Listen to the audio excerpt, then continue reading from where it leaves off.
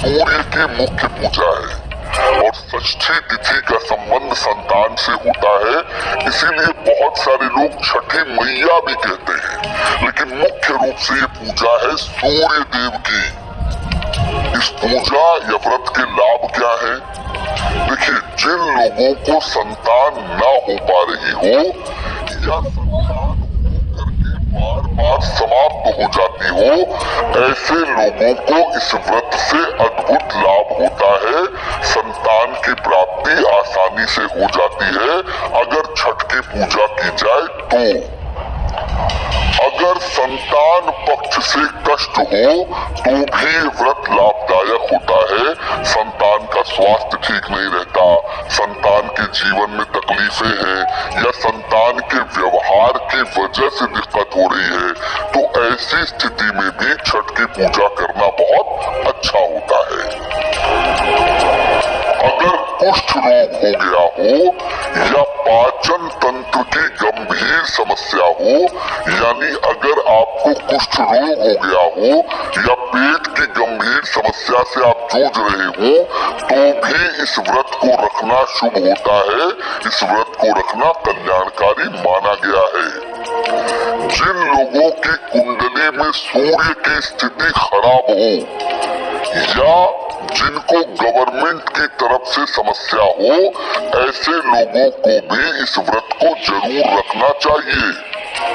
अगर आपकी कुंडली के सूर्य की वजह से आपके जीवन में दिक्कतें हैं, आपके जीवन में परेशानियां हैं, तो ऐसी स्थिति में आप छठ का व्रत रखें, भगवान सूर्य की पूजा करें।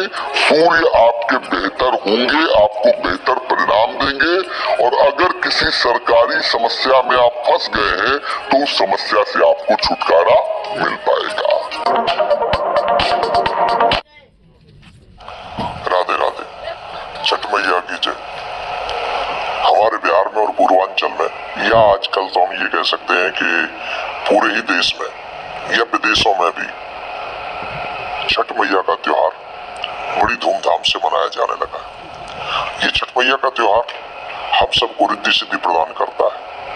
सुहागिने माताएं बहन भाई भी इस व्रत को कर सकते हैं, ऐसा पुराणों में भी सुनने को मिला है, पढ़ने को मिला है। मैं आप सबको ये बताना चाहता हूँ कि 4 दिन का ये व्रत, 4 दिन का ये त्योहार बड़ी धूमधाम से मनाया जाता है, जिसमें प्रथम दिन को हम लोग नहाया खाया कहते हैं। मतलब स्नान के बाद हम माताएं बहन जो सुहागिने हैं वो सब प्रसाद बनाती हैं और उसमें प्रॉपरली दाल, चने की और चावल और कद्दू की सब्जी ही, वो भी शुद्ध घी में, देसी घी में ही वो बनाती हैं और फिर उसको ग्रहण करती हैं। ये पहले दिन का रहता है। फिर दूसरे दिन का रहता है खरना। खरना आप ये कह सकते हैं खीर। पूरे दिन व्रत रख के वो शाम को उस खीर को जो बनाती है वो बहुत सुंदर उसका तरीका है।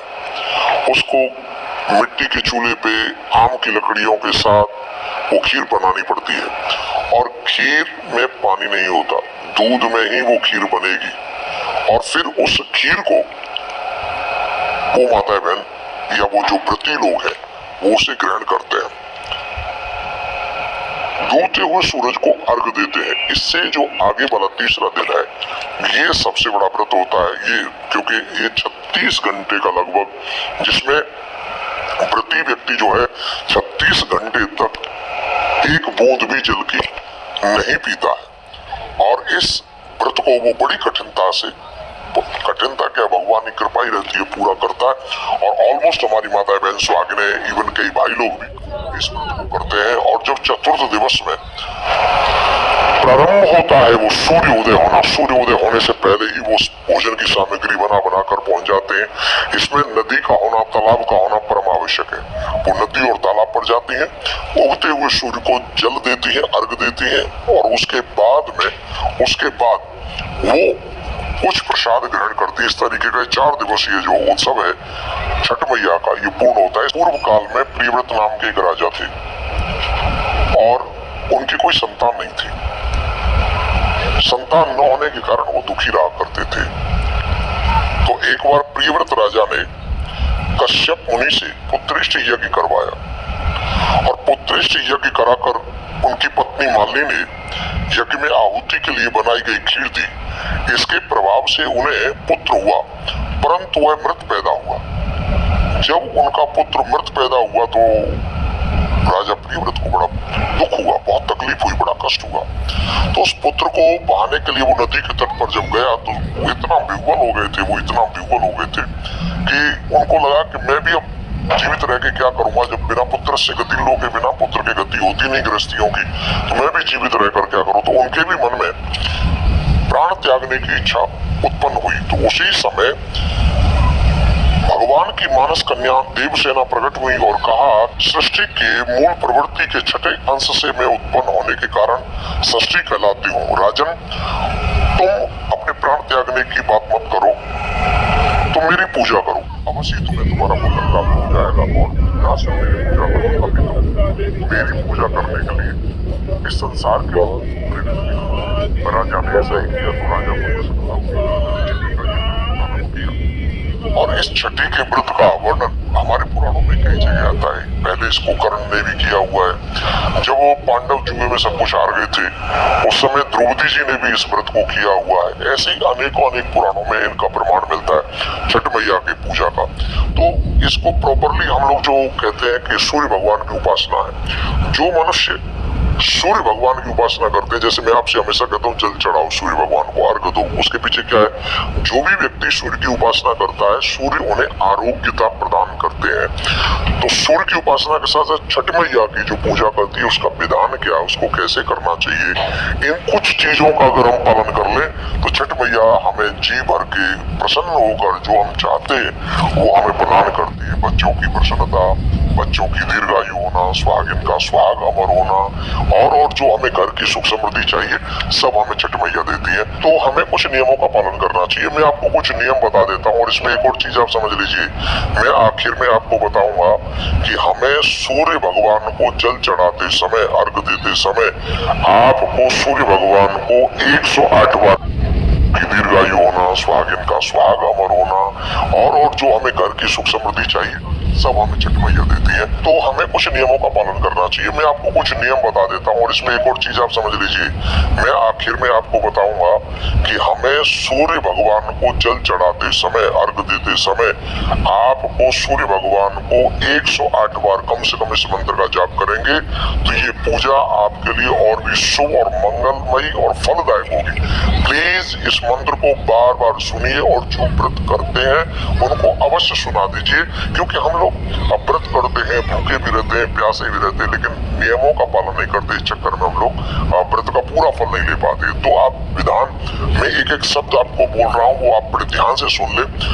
जिस दिन आप व्रत प्रारंभ करें छठ मैया के दिन, जिस दिन छठी हो उस दिन सबसे पहले सूर्य उदय से पहले आप उठ जाना चाहिए और उससे वहां से संकल्प के साथ संकल्प लें कि हम ये जो छठ मैया का त्योहार है हम इसको पालन करेंगे, व्रत करेंगे इत्यादि।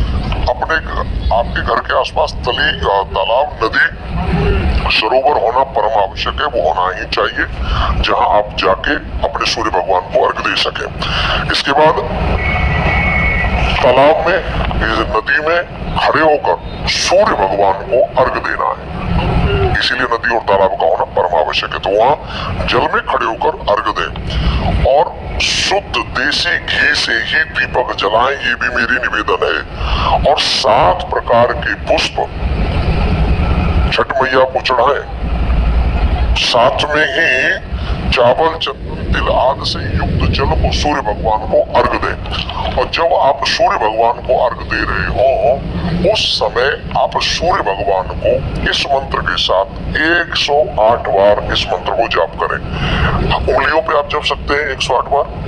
ओम सूर्याय नमः, ओम सूर्याय नमः, ओम सूर्याय नमः, ओम सूर्याय नमः, ओम सूर्याय नमः। ये बहुत इजी मंत्र है। कठिन मंत्र भी थे मेरे पास में, लेकिन उन मंत्रों को मैंने इसलिए नहीं बोला कि उच्चारण में तकलीफ हो सकती है, कई लोग इसका उच्चारण नहीं कर सकेंगे, इसलिए सबसे सरल उपाय है, ये मंत्र है ओम सूर्याय नमः। अगर आप इस मंत्र का जाप सूर्य भगवान को जल चढ़ाते समय करेंगे तो आपके परिवार में भी आरोग्यता आएगी, छठ मैया आपके ऊपर कृपा करेंगी, धन धान्य से प्रत्येक व्रती संपन्न होगा और सुहागिनें जो व्रत करती है निश्चित उन्हें अच्छी पति का स्वास्थ्य भी प्राप्त होगा और वो खुद भी स्वस्थ रहेंगी। तो इसलिए छठ मैया आपको जी भर के दे, छठ मैया आपको खुशियां दे, संतान दे, आनंद की प्राप्ति कराए। आप ये कथा सुन रहे हैं छठ मैया की, लेकिन छठ मैया का व्रत प्रारंभ हो उससे पहले प्लीज ये वीडियो सभी उन व्रतियों के पास पहुंचा दीजिए, चाहे देश में हो चाहे विदेश में, जो छठ मैया की पूजा करते हैं। सर्वमंगल मांगल्ये शिवे सर्वार्थ साधिके शरण्ये त्र्यंबके गौरी नारायणी नमोस्तुते। मां छठ मैया को हम नमन करते हैं। सभी देशवासियों को, सभी सनातनियों को, जो व्रती है, जो भाई बना, मैं ये छठ माता की कथा सुनाने जा रही हूँ। इस कथा को पूरा सुनिए और रह जानिए। आधी नहीं, आधी सुनने में छठी माता का अपमान होती है और पूरा सुनने में छठी माता अपना कृपा बनाए रखते हैं और सुहाग की लंबी आयु होती है, घर में धन की वृद्धि होती है और सुख शांति मिलती है। तो प्रेम से बोलिए श्री माता की जय। गुरु भाई बहना, एक गांव में एक देवरानी एक जेठानी थी। दोनों में बंटवारा हो गया था। घर एक था, आंगन एक था और दोनों अलग अलग चूल्हे पे भोजन बनाती थी, अलग अलग रहती थी, कोई भी काज अलग अलग करती थी। दोनों जेठानी और देवरानी का किसी का संतान नहीं था। आपस में दोनों बड़ी दुखी रहती थी। एक दूसरे से बात किया करती थी कि बहन, अब हम लोग का उम्र बीता जा रहा है, हमें संतान नहीं है, क्या करूं। जो जेठानी थी वो देवरानी को सुनाती थी और देवरानी जेठानी को। धीरे धीरे समय बीतता गया और दोनों देवरानी और जेठानी गांव के पड़ोसन के पास बैठी हुई थी। लोग आपस में बात कर रहे थे कि कार्तिक मास आ गया है और हमें नियम धर्म से भोजन बनाना चाहिए, नियम धर्म से भोजन करना चाहिए। देवरानी और जेठानी बोली, क्या आप कार्तिक मास व्रत करते हैं, छठ व्रत करते हैं? पड़ोसन बोले, हाँ हाँ हम व्रत करते हैं। कहने लगे, व्रत करने से क्या फल मिलता है, क्या होता है? पड़ोसन बोलने लगे कि देखिए, व्रत करने में जो भी आश्रय लगा के भगवान के सामने हाथ जोड़ देते हैं, जल में खड़ी होकर, भगवान उसका मन का मन्नत पूरा कर देते हैं। ऐसा बात सुनकर देवरानी और जेठानी हंस पड़ी और कहने लगी, बहन तब हम छठ करेंगे और अपने पुत्र की मांग करेंगे भगवान से और सच्चे मन से लगन से छठ करेंगे। दोनों अपना घर आई, नियम से खाना बनाने लगी। कोई तामसी भोजन घर में नहीं लाने लगी। धीरे धीरे अमावस के बाद शुक्ल पक्ष चतुर्थी के दिन नियम धर्म से भोजन बनाई। लौकी का सब्जी, चने का दाल, चावल, घी में भोजन बनाई और भोजन बनाकर और दोनों बड़े प्रेम से भोजन की। जो छोटी वाली थी, छोटी वाली अपने अड़ोसन पड़ोसन के घर में भी थोड़ी थोड़ी बांट लाई और थोड़ा सा भोजन कुत्ते के लिए निकाल दी, दे दी और थोड़ा सा गौ माता के, थोड़ा सा पछिया लोग के भी एक पत्ते पर धर दी कि पछी रानी आप भी भोजन कर लेना। और बड़ी वाली जो थी थोड़ी सी बनाई और थोड़ी सी खा ली। नहाई खाई तो बीत गया दीदी। अब लोहंडा का दिन आ गया, जिस दिन खीर बनाते हैं हम लोग और खीर बनाकर भगवान का भोग लगाते हैं। भोग लगाकर हम जो खाते हैं, लोहंडा करते हैं, वो दिन आ गया। तो दोनों देवरानी और जेठानी अपने अपने कमरे में भगवान के भोग के लिए भोजन बनाई। भोजन बनाकर शाम के समय में खरना करने के लिए बैठ गई। छठ पर्व में दीदी अकेले खरना के लिए नहीं बैठना चाहिए। घर के जो भी सदस्य है वो बाहर बैठ जाते हैं और अंदर में जो व्रत करते हैं वो खरना के लिए बैठते हैं। भूल कर भी अकेले नहीं बैठना चाहिए, चाहे जिनका घर में परिवार हो या नहीं हो। जिनका नहीं रहता है दीदी, वो बाहर से लोग के पड़ोसन के अपने परिवार के बुलाकर और खरना के समय बैठा देते हैं, उसके बाद अंदर भोजन करते हैं। तो दोनों देवरानी जेठानी किसी को नहीं बोली और दोनों खरना के लिए अपने अपने कमरे में भोजन परोस दी थाल में। और भोजन परोस कर एक का याद आया कि अरे हम तो सारा कुछ कर दिए हैं, पर दीपक जलाने को लिए तो भूल ही गए। नहीं दिया लाए हैं, नहीं घी लाए हैं, तो खरना ऐसे कैसे कर लेंगे। छोटी वाली को याद आया कि अरे हम तो कलसा रखे नहीं किए, हम नहीं कलसा रखे, नहीं दीपक जलाए। अब दोनों का भोजन परसा हुआ था दीदी 5-5 थाल में।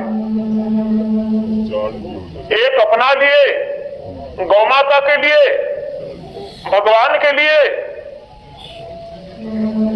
वहां पर मेज खरना निकाल के परोस के रख दी थी। अब दोनों क्या की कि अंदर दूसरे घर में चल गई, पूजा वाली रूम में, दोनों घी बाती लाने के लिए और कलश लाने के लिए। तब तक बाहर 2 कुत्ता था दीदी। वो कहता है कि अरे भैया बड़ा सुंदर इस घर से धमक आ रहा है। दूसरा कुत्ता, एक उजला कुत्ता था दीदी, एक काला कुत्ता था। कहता है कि हाँ हाँ बहुत सुंदर खुशबू आ रहा है, जी तो करता है जाके भोजन जेम लूं। एक जो उजला वाला था बोला कि देखो भाई हमको तो डर लगता है। काला वाला बोला चाहे जान मेरा चल जाए, लेकिन घर में हेल कर और भोजन देखेंगे क्या बना है क्या नहीं बना है। एक तरफ उजला वाला कुत्ता हेल गया दीदी, एक तरफ काला वाला कुत्ता। उजला वाला कुत्ता जो था बड़ी के तरफ घुसा और काला वाला कुत्ता जो था छोटी की तरफ घुसा। उन लोग के घी बाती लाने में देर हो गया दीदी। जब तक कुत्ता जाके परोसा हुआ भगवान का भोग, जो थाल में परोसा हुआ था, वो परोसा हुआ भगवान का भोग कुत्ता जूठा कर दिया और हाली हाली खाने लगा। अपने अपने कमरे में एक कलश लेकर आई और एक दिया बाती लेकर आई। तो बड़ी वाली चिल्लाने लगी कि अरे ये मेरा खाना जुठा दिया, राम राम राम, आज तुमको खाने भर भी नहीं पड़ने देंगे, तुम्हारा तो टांग तोड़ देंगे। और एक डंडा ली दीदी, बाहर का दरवाजा बंद कर दी। उसका तो कोई संतान था ही नहीं, बाहर का दरवाजा बंद कर दी और एक डंडा लेकर और कुत्ता को ढाई मारने लगा। बेचारा कुत्ता का दीदी कमर टूट गया, टांगे टूट गया, गर्दन टेढ़ी हो गया, आंखें भी फूट गया। एक कुत्ता जो था हाय हाय हाय हाय चिल्लाने लगा और लंगड़ाते भटकते उसी का घर में लैट्रिन पेशाब सब कर दिया दीदी। हदस के मारे कुत्ता बाहर निकला और पूरा जोर जोर से गरजने लगा उसी का दरवाजा पे। छोटी वाली के तरफ कुत्ता जो जूठा कर दिया दीदी, तो छोटी वाली कलश लेकर निकली। ये तो भगवान का महिमा था दीदी। कलश लेकर निकली तो कुत्ता को देखकर कहती है चलो कोई बात नहीं, मेरा आज भाग्य में ये भोजन नहीं था। और धीरे से जाकर जो उसके बर्तन में बना हुआ था, बटलोही में खीर दीदी तसला में, वो खीर निकाल कर कुत्ता को और परोस परोस खिला दी। कुत्ता जी भर के पेट भर के खा लिया। और जब काला कुत्ता पेट भर के खा लिया तो खाकर निकला दरवाजे से बाहर, तो देखता है कि अरे उजला कुत्ता तो पूरा भोकर भोकर के चिल्ला रहा है, आय आय आय आय पूरा कर रहा है, उसका तो बचने का कोई भरोसा नहीं। जाकर बोला कि अरे भाई क्या स्वागत हुआ,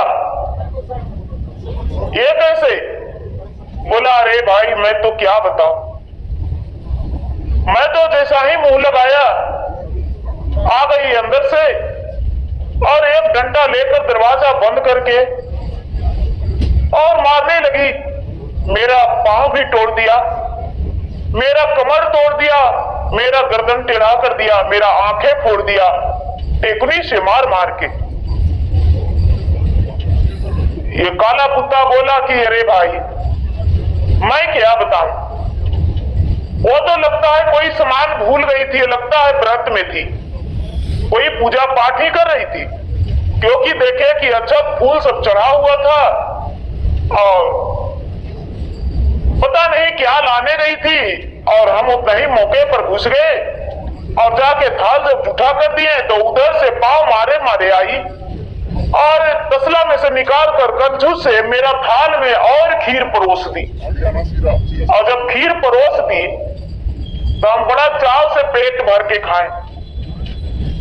अरे यार क्या बताएं, मेरा तो मन करता है कि इसका बेटा बन के और जो हम भोजन किए हैं वो किया हुआ भोजन हम इसका कर्ज चुका दें। यदि कर्ज नहीं चुकाएंगे तो मेरा सिर के ऊपर कर्ज रह जाएगा और कोई माफ नहीं करेगा, भगवान भी मुझे सजा दे देंगे, क्योंकि इतना प्यार से मुझे थाल में परोस कर भोजन खिला दी। एक व्रती होकर व्रत की थी, उपवास में थी और उसके बाद भी एक बात नहीं बोली और मुझे प्यार से भोजन करवा दी। भाई हम तो वचन देते हैं कि इसी का पेट से बेटा बन के जन्म लेंगे, इसी का उद्र से हम इसका कर्जा को पूरा करेंगे। ये जो लंगड़ा लूल्हा कुत्ता बन गया था दीदी, वो बोला कि अरे भाई मेरा भी मन वैसा ही कुछ कर रहा है, मुझे तो लग रहा है कि इसका बेटा बन के अब कितना मेरा पाव तोड़ी है उसका कर्जा पूरा बन होगा। भाई मेरा तो प्राण निकलने वाला है, मेरा तो प्राण स्टार्ट हो गया।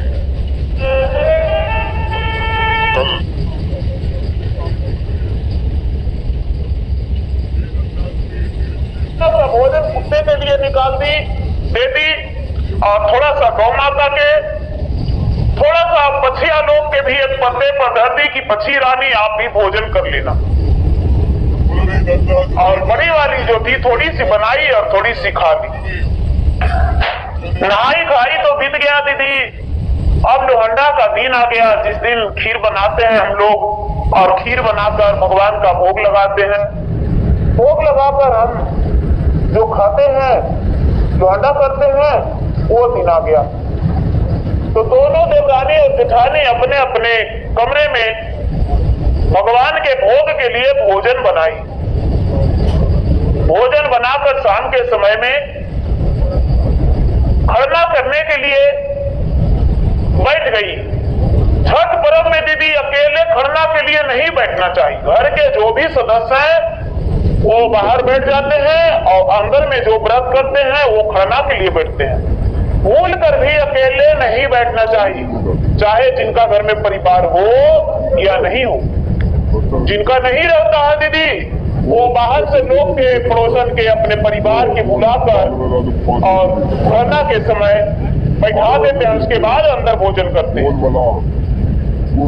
तो दोनों देवरानी जेठानी किसी को नहीं बोली और दोनों खरना के लिए अपने अपने कमरे में भोजन परोस दी थाल में। और भोजन परोस कर एक का याद आया कि अरे हम तो सारा कुछ कर दिए हैं, पर तो भूल ही गए, नहीं दिया लाए हैं, नहीं घी लाए हैं, तो खाना ऐसे कैसे कर लेंगे। छोटी वाली को याद आया कि अरे हम तो कलसा रखे नहीं किए, हम नहीं कलसा रखे, नहीं दीपक जलाए। अब दोनों का भोजन परसा हुआ था दीदी 5-5 थाल में। एक अपना लिए, गौ माता के लिए, भगवान के लिए। वहां पर मेज खड़ना निकाल के परोस के रख दी थी।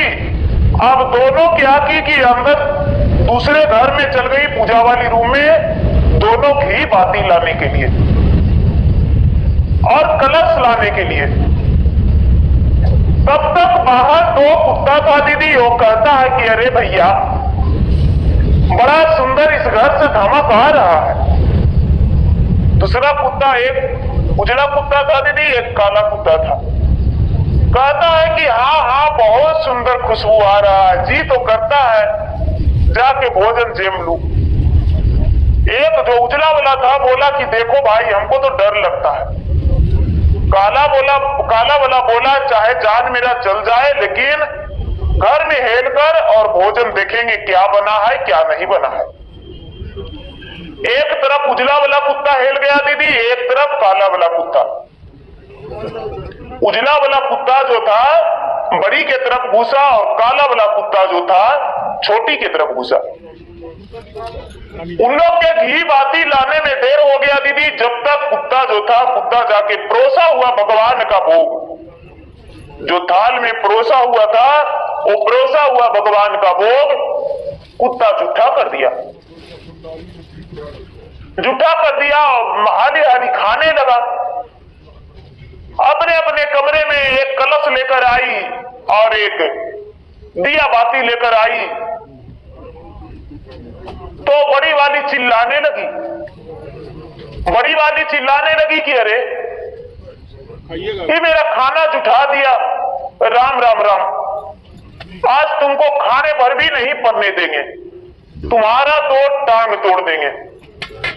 और एक डंडा ली दीदी, बाहर का दरवाजा बंद कर दी। उसका तो कोई संतान था ही नहीं, बाहर का दरवाजा बंद कर दी और एक डंडा लेकर और कुत्ता को ढाई मारने लगा। बेचारा कुत्ता का दीदी कमर टूट गया, टांगे टूट गया, गर्दन टेढ़ी हो गया, आंखें भी फूट गया। एक कुत्ता जो था हाय हाय हाय हाय चिल्लाने लगा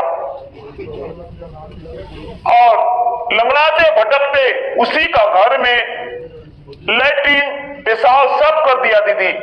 हदस के मारे कुत्ता बाहर निकला और पूरा जोर जोर से गरजने लगा उसी का दरवाजा पे। छोटी वाली की तरफ कुत्ता जो जूठा कर दिया दीदी, तो छोटी वाली कलश लेकर निकली।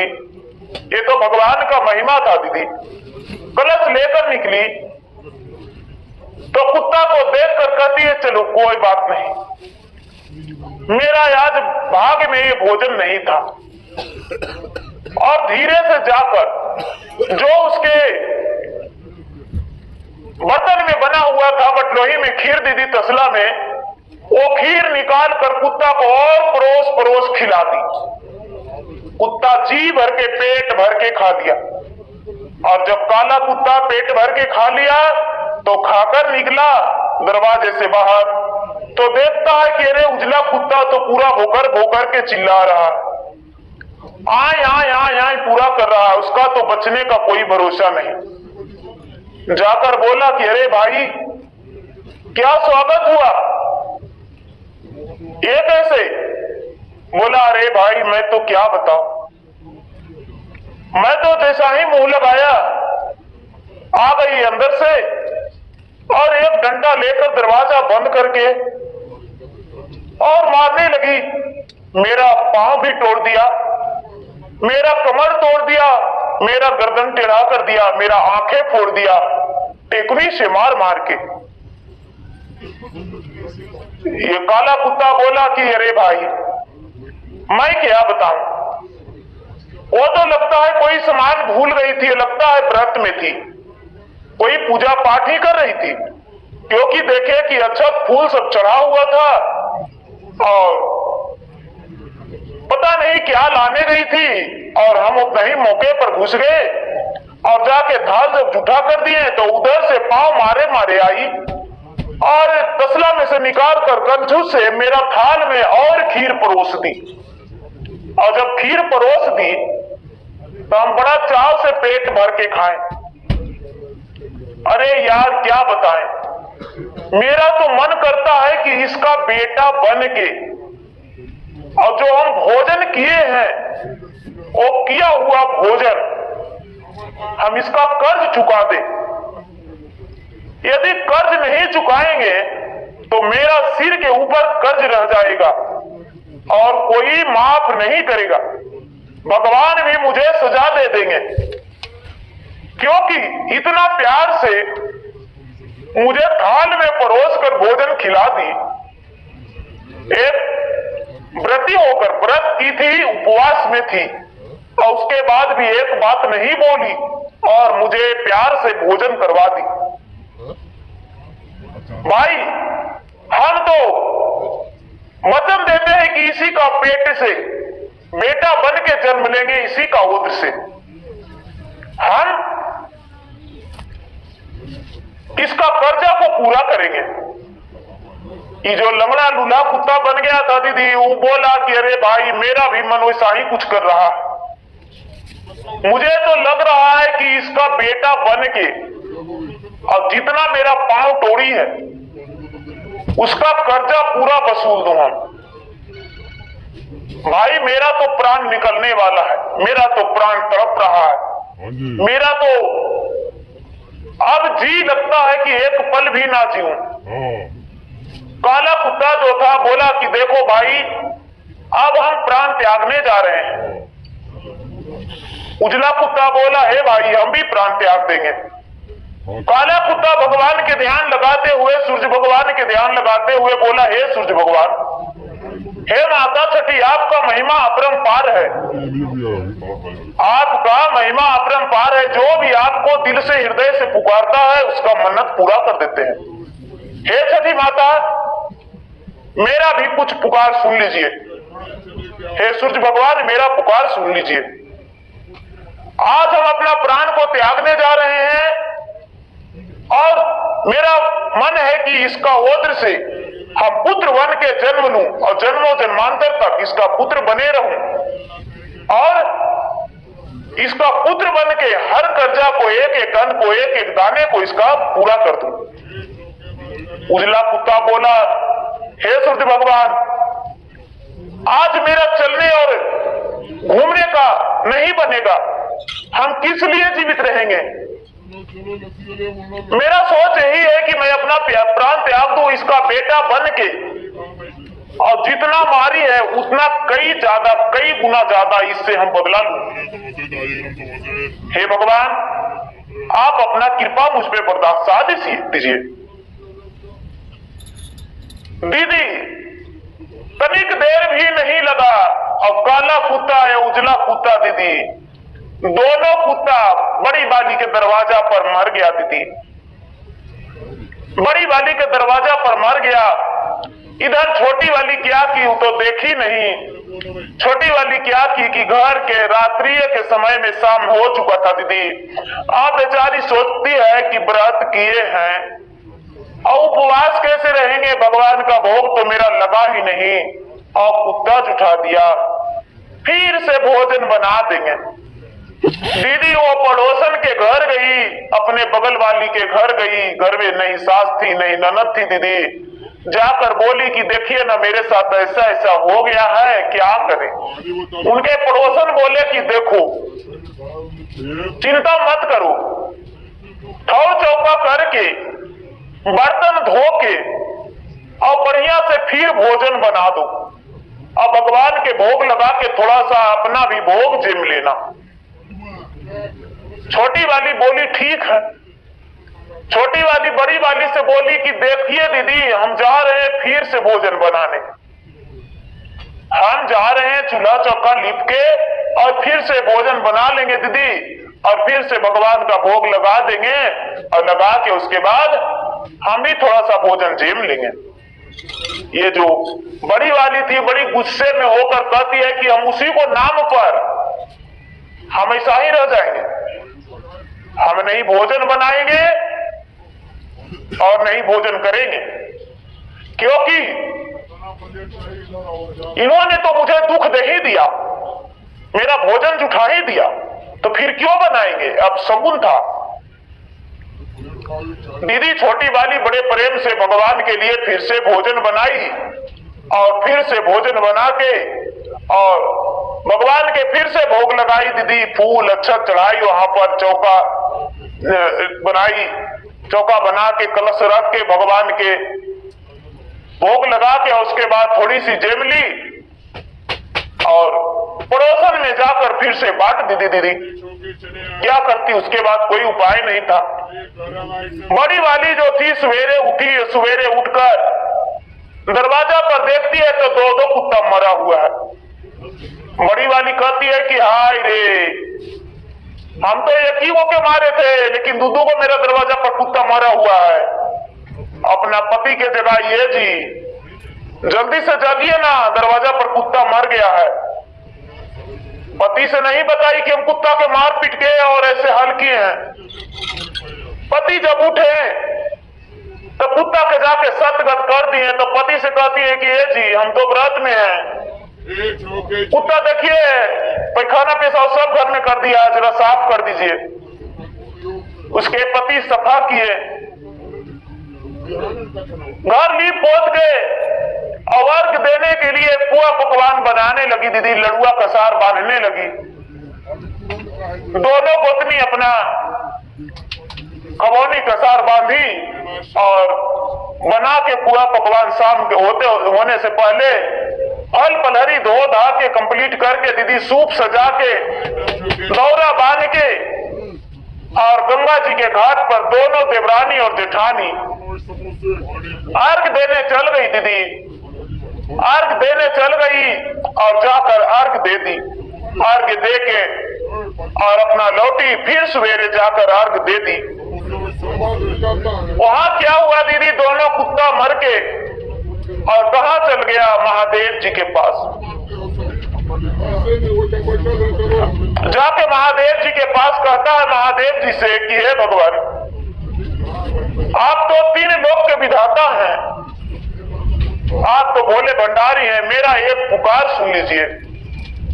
कुत्ता के पुकार सुनकर महादेव का आंखों से आंसू आ गया।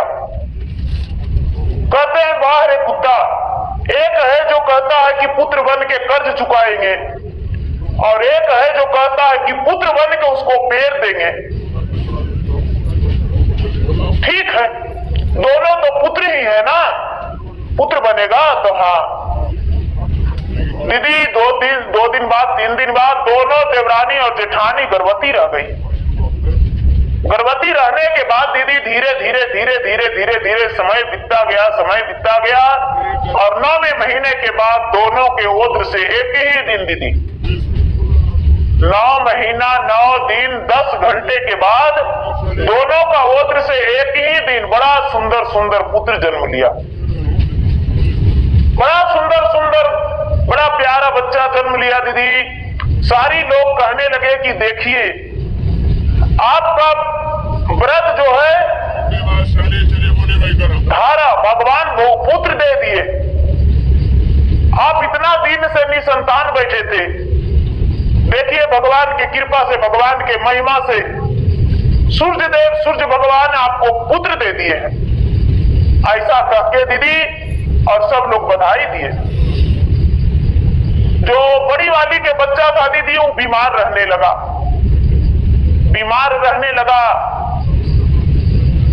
कभी बुखार लग जाता तो कभी सर्दी लग जाता दीदी, तो कभी उसका पेट फूल जाता, बड़ी तरह तरह के बीमारी उसे लगता। और छोटी वाली के बच्चा बिल्कुल स्वस्थ था।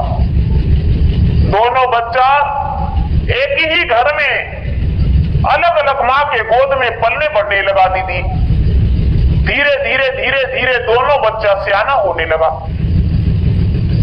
जो छोटी वाली के बच्चा था दीदी आज्ञाकारी बच्चा था, माँ जो कहती थी वही बच्चा सुनता था। और बड़ी वाली के जो बच्चा था माँ कहती थी तो माँ के कहना एक भी नहीं सुनता था। दीदी माँ के कहना एक भी नहीं सुनता था। धीरे धीरे धीरे धीरे समय बीतता जा रहा था। दीदी दोनों बच्चा बड़ा हो गया। अब जो बड़ी वाली के बच्चा है दीदी कभी भी किसी से लड़ जाता था, लड़ाई झगड़ा करके रोज घर में कैसे मुकदमा लाता था। माँ बोलती थी तो माँ को तो सीधा माँ पे तन जाया करता था। माँ डर से चुप रहती थी दीदी, फिर भी बिना मतलब के माँ को 4 बातें सुनाया करता था। धीरे धीरे धीरे धीरे धीरे धीरे दोनों बड़ा हो गया। दोनों बड़ा हो गया तो इतना बदमाश छोटी बड़ी वाली के बेटा निकला दीदी, इतना बदमाश, ब्याह होने पर अपना माँ को एक पल नहीं लगाने लगा। दोनों बड़ा हो जाने के बाद दोनों ब्याह कर लिया दीदी, और बड़ा हो जाने के बाद छोटी वाली का बेटा अपने माँ से बड़ी प्यार करता था। माँ के देखे बिना एक पल उसे मन नहीं लगता था। और छोटी वाली बड़ी वाली का जो बेटा था दीदी, बड़ी वाली अपना माँ को फूटी कौड़ी नहीं भाता था। माँ को देखना बिल्कुल पसंद वो भी नहीं करता था। दोनों में गिदिया मिसाल बैल चलता था। अब छोटी वाली के बेटा से रहा नहीं जा रहा था। एक दिन बड़ी वाली को बेटा को बोला कि चलो भाई नदी के अरार पर, नदी के अरार पर चलो, क्योंकि उसे याद नहीं था दीदी कि हम पिछला जन्म में कुत्ता थे और इस जन्म में हम मनुष्य।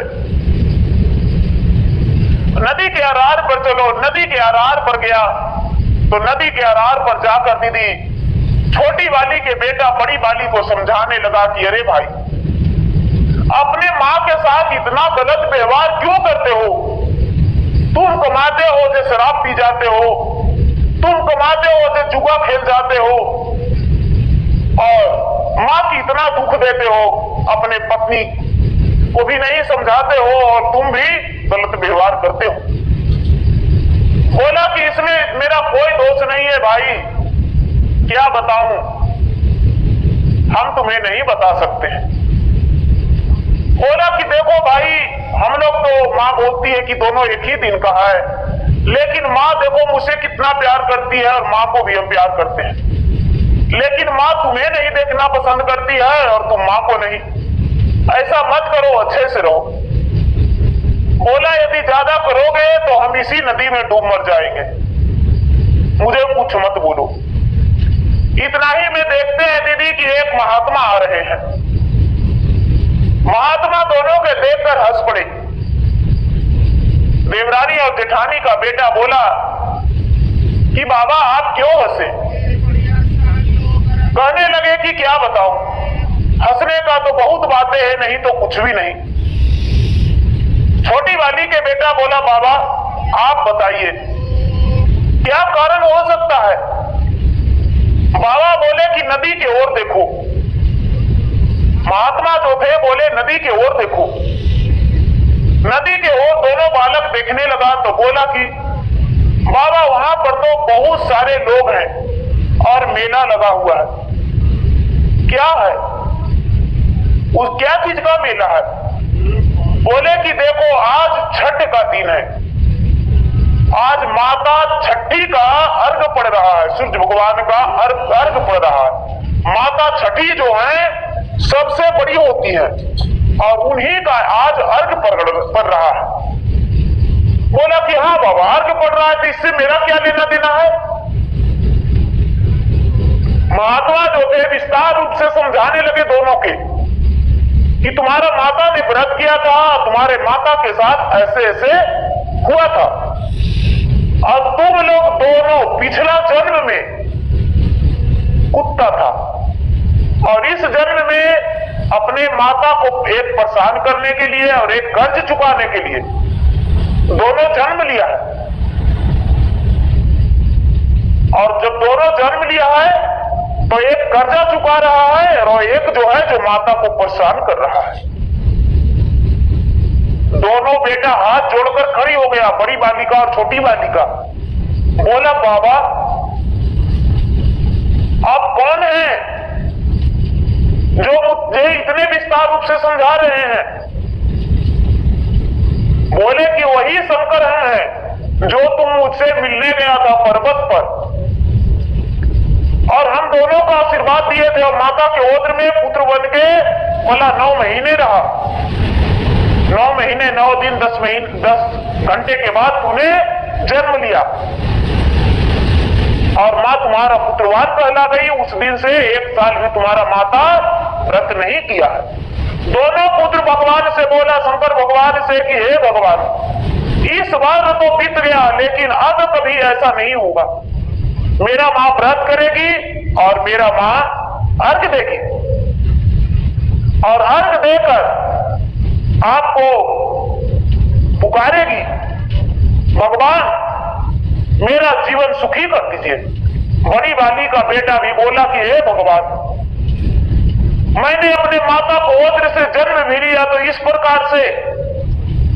शंकर भगवान बोले कि जितना तुम्हारा माता दुख दिया था तूने अपने माता को दुख दे दिया, अब अपने माता को जीवन में सुखी लाओ, अच्छा व्यवहार करो, तब तुम्हें फिर पिछला जन्म में अगला जन्म में अच्छा मिलेगा। दोनों जो था दोनों घर गया, घर जाकर अपने माता के गोद में बैठ गया और बोला, माँ तुमसे एक बात बताऊं। छोटी वाली बड़े प्यार से अपने बेटा को सर सहराते हुए बोली, बेटा क्या? उसकी पत्नी झट से बोली, अरे अरे बच्चे की तरह आपके बेटा तो गोद में बैठे हैं। छोटी वाली बोली कि अरे मेरा बेटा तो मेरे लिए सारा दिन बच्चा ही रहेगा। बोलो बेटा क्या बात है? माँ आज कौन दिन है? बेटा आज कौन दिन है? कार्तिक मास है। और कौन दिन रहेगा? माँ आज छठ है। और तूने छठ करके माँ और मुझे भगवान से मांगी थी और मैं तुम्हारे ओद्र से जन्म लिया, दोबारा व्रत नहीं की। माँ कोई भी व्रत एक बार नहीं दोबारा किया जाता है, लेकिन तूने ऐसा नहीं किया। छोटी वाली भगवान से माफी मांगी कि हे भगवान, मैं तो भूल ही गया था अपने बच्चे के लाड प्यार में कि व्रत भी दोबारा करना चाहिए। हे भगवान अवश्य करेंगे।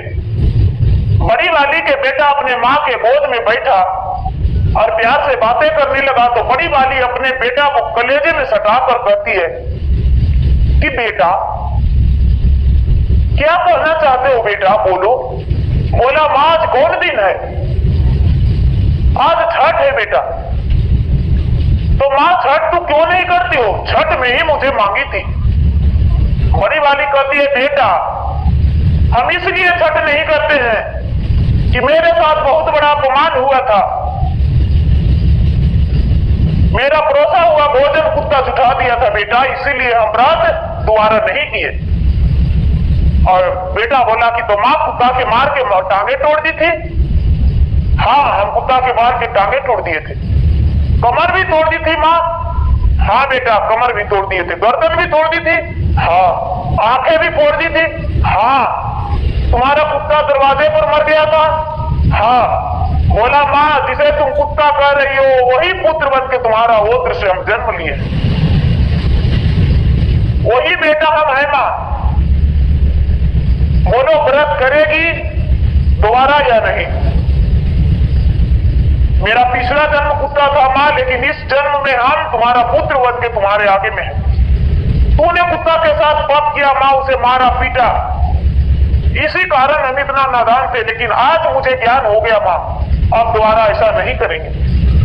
बड़ी और छोटी दोनों देवरानी और जेठानी अपने बेटा से बोला कि हाँ हम जरूर अवश्य व्रत करेंगे और व्रत करके भगवान सूर्य देव का, छठी माता का अर्घ देंगे, बड़े धूमधाम से अर्घ देंगे। धीरे धीरे समय बीता दीदी, और समय बीतने के बाद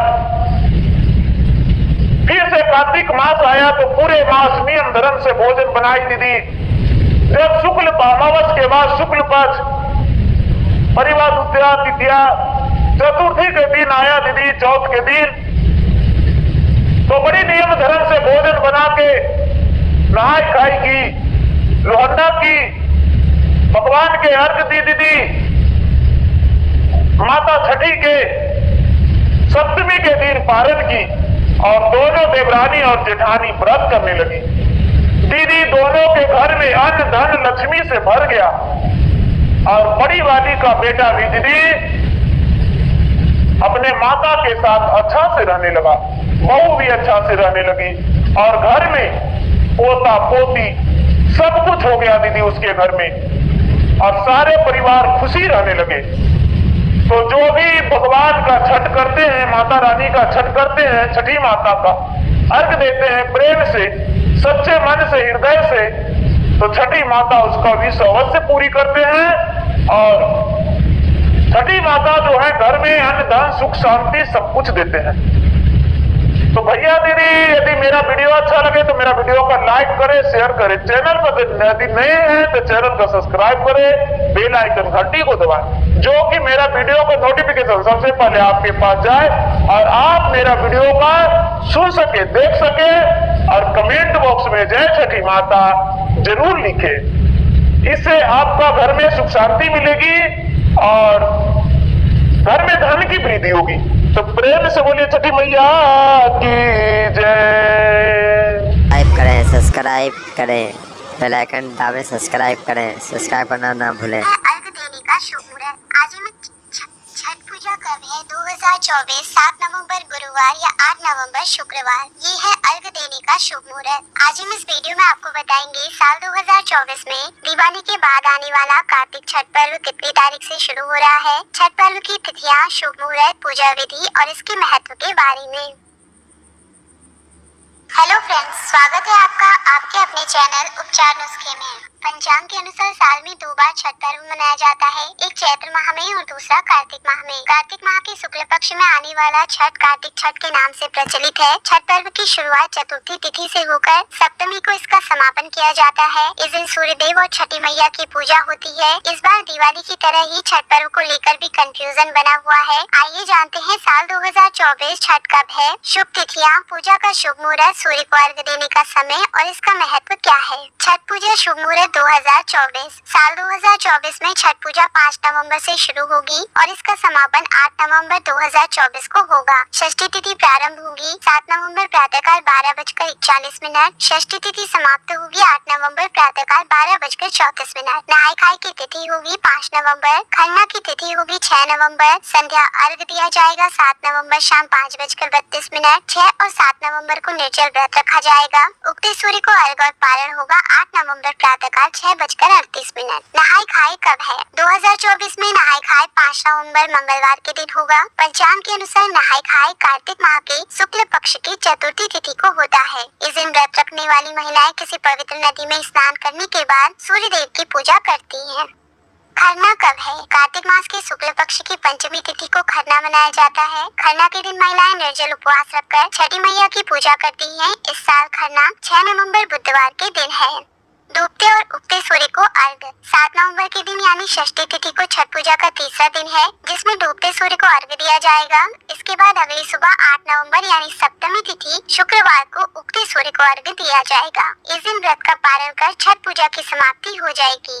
छठ पूजा का महत्व। शास्त्रों में ऐसी मान्यता है कि छठ पूजा के दौरान व्रत रखकर सूर्य भगवान और उनकी बहन छठी मैया की पूजा आराधना करने से संतान के जीवन से सभी प्रकार के कष्ट और परेशानियां दूर होती हैं। इसके अलावा संतान की खुशहाली और तरक्की के लिए भी छठ पर्व बहुत ही महत्वपूर्ण माना जाता है।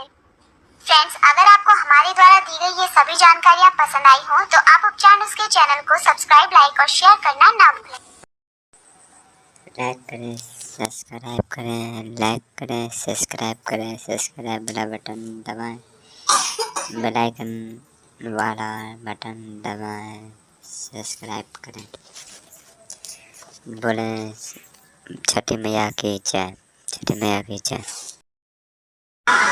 सब्सक्राइब करें, सब्सक्राइब करना ना भूलें। बोलो छठी मैया की जय, छठी मैया की जय, बोलो माई छठी मैया की जय, छठी मैया की जय, छठ मैया की जय, बोलो छठी मैया की